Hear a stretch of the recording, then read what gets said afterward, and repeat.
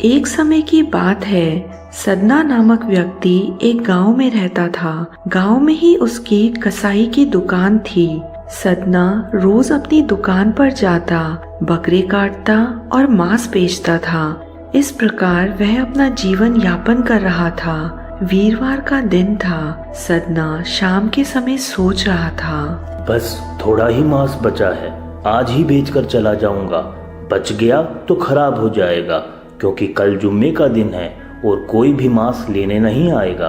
और आज नया बकरा काटने का तो कोई फायदा ही नहीं है। जितना मांस बचा है बस उसे ही निकाल देता हूँ। अरे भाई 1 किलो बकरे का मांस देना जरा।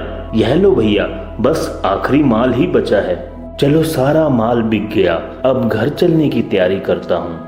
काम समेटकर सदना अपने घर को निकल गया।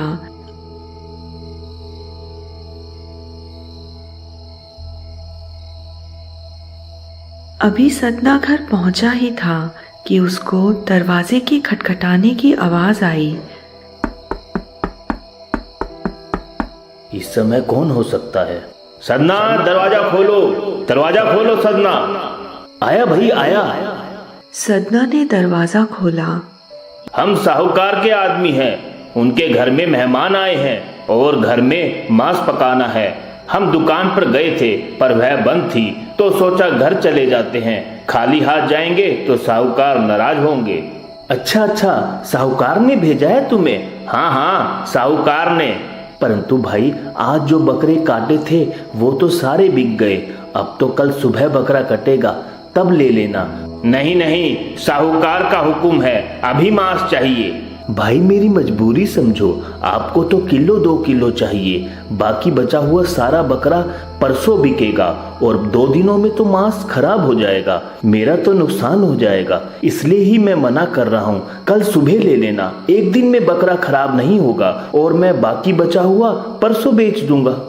ऐसा है, हम साहूकार के आदमी हैं। जो तुमने मांस नहीं दिया तो यह सारी बात साहूकार को बता देंगे और फिर तुम देख लेना, साहूकार अपने आप ही तुम्हें देख लेंगे। अरे यह क्या बात हुई? मांस दूं तो भी फंसा, ना दूं तो भी फंसा। बचा हुआ मांस तो 2 दिनों में खराब हो जाएगा। ठीक है भाई, अगर तुम कह रहे हो तो मैं एक ऐसा काम करता हूँ कि तुम्हारा भी काम बन जाए और मेरा मांस भी खराब ना हो।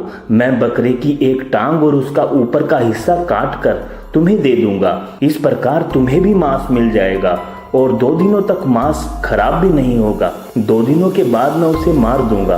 यह सोच सदना ने छुरा उठाया और बकरे को काटने के लिए आगे बढ़ गया। सदना को देख बकरा पहले तो खूब हंसा और फिर खूब रोया।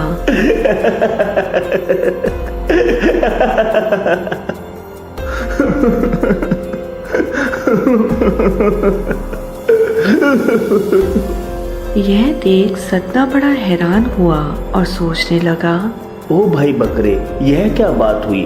पहले तुम हंसने लगे और फिर रोने लगे, इस बात का क्या कारण है?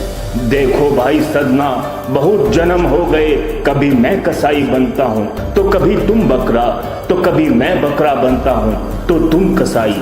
कभी तुम मुझे काटते हो तो कभी मैं तुम्हें काटता हूँ। सदियों से यह रीत चली आ रही है, पर जो आज रीत तुम शुरू करने जा रहे हो यह पहले कभी नहीं हुआ।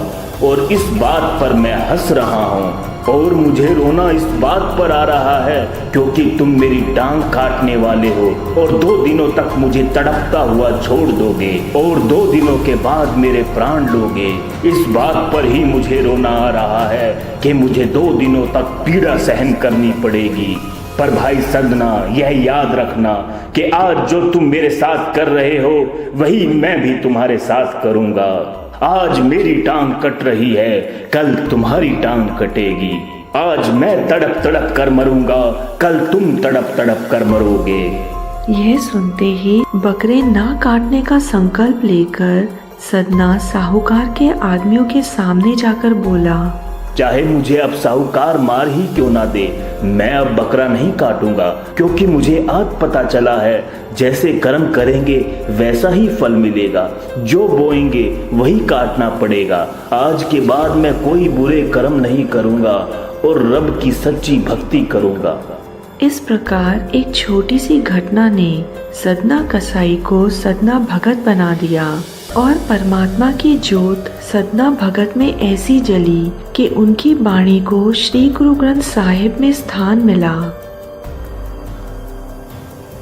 गुरु नानक देव जी इस गुरबाणी में सबको समझाते हुए कहते हैं, सच्चा भक्त वह है जो प्रभु को जानता है, प्रभु से गहरी सांझ डालता है और सद्गुरु की कृपा से यानी सद्गुरु की शिक्षा लेकर अपने आप को पहचानता है, वासना की ओर दौड़ते मन को काबू में रखता है और एक टिकाव में लाता है और जीवित होते हुए भी माया की ओर से मरा रहता है, अर्थात संसार में विचारता हुआ भी मन को वासना से तोड़े रखता है। ऐसा भक्त उत्तम होता है।